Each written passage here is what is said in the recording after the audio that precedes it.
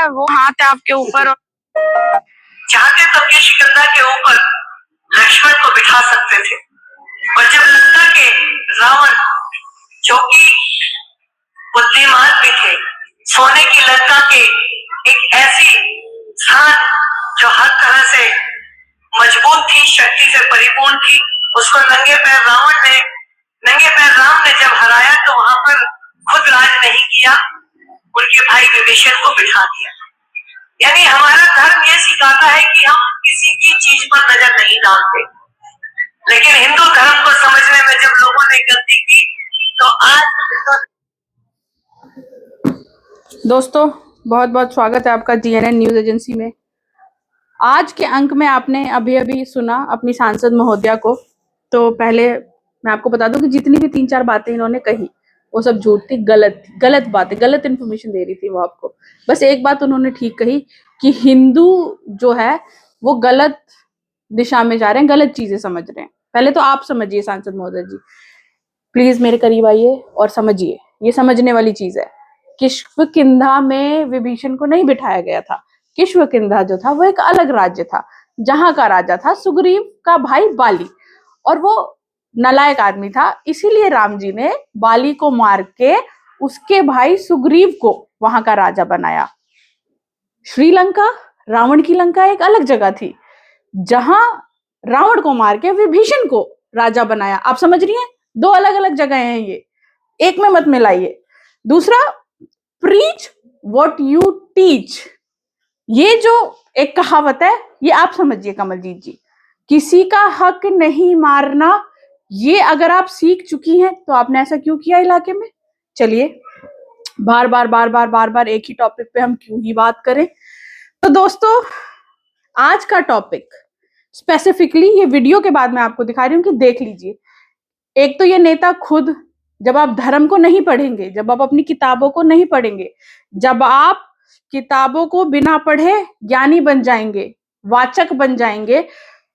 एक दिन किसी ने मुझे पूछा कि अधिवक्ता और प्रवक्ता में क्या अंतर होता है, तो मैंने बताया उन्हें, और मैं आपको भी बता रही हूँ। अधिवक्ता वो लोग होते हैं जो जिम्मेदारी के साथ बात करते हैं, प्रवक्ता वो होते हैं जो कुछ भी बोल देते हैं, जो मन में आए वो बोल देते हैं, वो होते हैं प्रवक्ता। और वो प्रवक्ता है आपके नेता, हमारे केस में हमारी सांसद जी। तो दोस्तों, प्रीच व्हाट यू टीच का मतलब जो आप सिखाते हैं लोगों को वो खुद पे भी अमल में लाएं।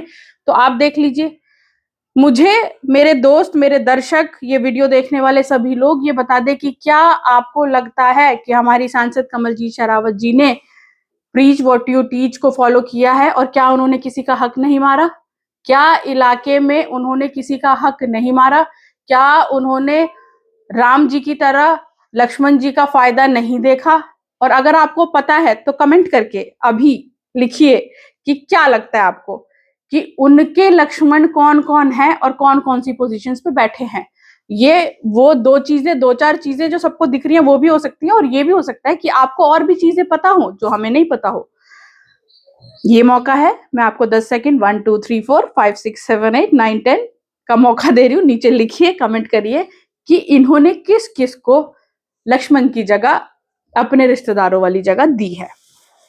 अब आई दोस्तों हिंदुओं के जागरूक होने की बात, हिंदुओं को चीजें फॉलो करने की बात। तो दोस्तों आज मैं आपको एक बात समझाना चाहती हूँ। बीजेपी पिछले 12-13 सालों से राज में है। उन्होंने ये सरकार क्या करके बनाई? हिंदुओं तुम खतरे में हो, हिंदुस्तान में हिंदू खतरे में है, हिंदू तुम्हें खतरा है, हिंदू तुम जग जाओ, हिंदू।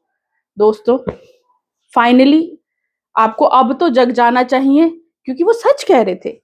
बीजेपी की सरकारें जो रोज रोज ये गाने गा रही थी वो सच कह रही थी, हिंदू खतरे में है, हिंदू बीजेपी से खतरे में है। दोस्तों जिसका जीता जागता सबूत हमारे धर्मगुरु पे कीचड़ उछाला जा रहा है इतनी बुरी तरह बीजेपी की तरफ से, और लगे हुए हैं वो लोग कि कैसे धर्मगुरु को नीचे गिरा दिया जाए, कैसे हम अपनी ईगो बड़ी करके ये साबित कर दें कि धर्मगुरु गलत है, पालकी पे बैठ के जो है गंगा स्नान करने क्यों गए। हालांकि पूरी सिक्योरिटी के साथ महाकुंभ में मोदी जी भी गए, नहा के आए, जबकि धर्मगुरु नहीं थे वो। ये वीडियो में धर्मगुरु जी को भी बोलना चाहती हूँ कि धर्मगुरु जी आप ही तो थे, आप ही थे जो मोदी जी के लिए इलेक्शन कैंपेन कर रहे थे कि गौ हत्या ये बंद करेंगे, मोदी जी को वोट करिए, मोदी जी को वोट करिए। अब देखिए देखिए धर्मगुरु दोस्तों, आप न्यूज चैनल देख रहे हैं रोज, आप हर चीज देख रहे हैं, और मैं चाहती हूँ, अब मैं आप लोगों का फीडबैक जानना चाहती हूँ दोस्तों। किसी भी खबर को बनाने से पहले मैं आप लोगों का फीडबैक जानना चाहती हूँ कि क्या शाम विहार में जो घर तोड़े गए वो हिंदुओं के घर तोड़े गए या मुसलमानों के घर तोड़े गए? जो ये हिंदू मुस्लिम आप कर रहे थे दोस्तों जिंदगी भर से, क्या जब दिल्ली में पोल्यूशन बढ़ा तो सिर्फ हिंदुओं को पोल्यूशन लगा या मुसलमानों को पोल्यूशन लगा सिर्फ, या किसी स्पेसिफिक धर्म को लगा? क्या जब दिल्ली में कोविड आया, जब पूरी दुनिया में कोविड आया, तो वो किस धर्म के लोगों को लगा? हम ये सब चीजें जो है वो जानना चाहते हैं दोस्तों। मैं आज ये स्पेसिफिक वीडियो इसलिए बना रही हूँ कि क्या पहला सवाल मेरा, और आपको जवाब देना है कमेंट में लिख के, जवाब नंबर 1, 2, 3, कि क्या आपको लगता है दोस्तों कि हमारी सांसद जो टीच कर रही हैं, जो पढ़ा रही हैं आपको, क्या वो खुद भी उस पर अमल लाती हैं? पहली चीज। दूसरी चीज, क्या आपके इलाके में हिंदू पूरी तरह सुरक्षित हैं? क्या हिंदुओं को कोई परेशानी नहीं हो रही? क्या नालियां गंदी हो रही हैं तो सिर्फ मुसलमानों की हो रही हैं? क्या पानी गंदा आ रहा है तो वो सिर्फ मुसलमानों के घर में आ रहा है? ये इस सवाल का जवाब जो हम जानना चाहेंगे कि कौन कौन से हमारे वो हिंदू भाई हैं जिनके घर जो है वो उन कॉलोनियों में जहां गंदा पानी आ रहा है वहां, क्योंकि वो बीजेपी के सपोर्टर्स और क्योंकि वो हिंदू है, क्या उनके घर में गंदा पानी नहीं आ रहा?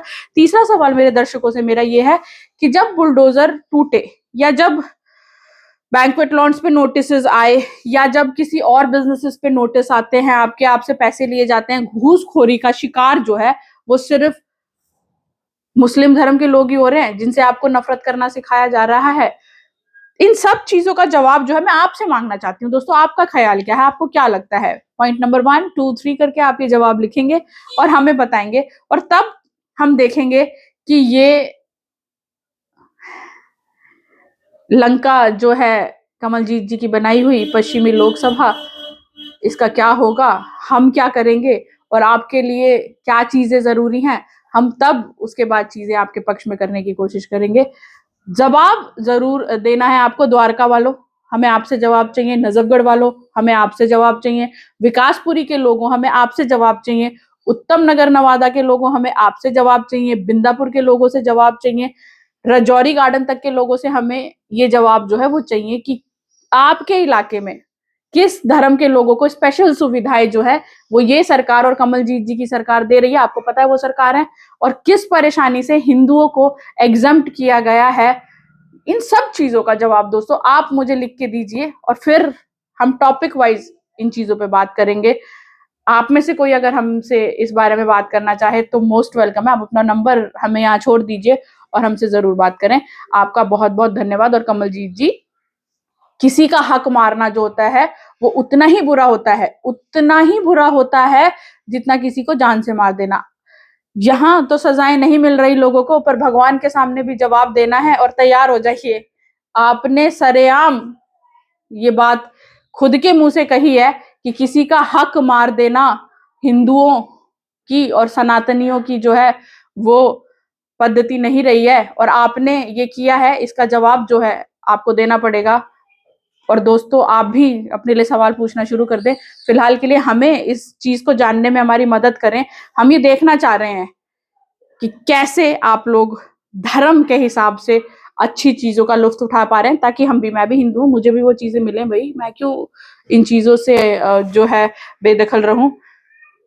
बने रहिए हमारे साथ, और जवाब जरूर जो है आप दीजिएगा मुझे कि इलाके में किन हिंदुओं को अच्छी चीजें मिल रही हैं और किन के घर सिर्फ इसलिए टूटने से बच गए क्योंकि वो हिंदू है, उनकी नालियां इसलिए साफ है क्योंकि वो हिंदू है। हमें जरूर इन बातों की जानकारी देनी है। नमस्कार, मैं हूं स्मिता सिंह।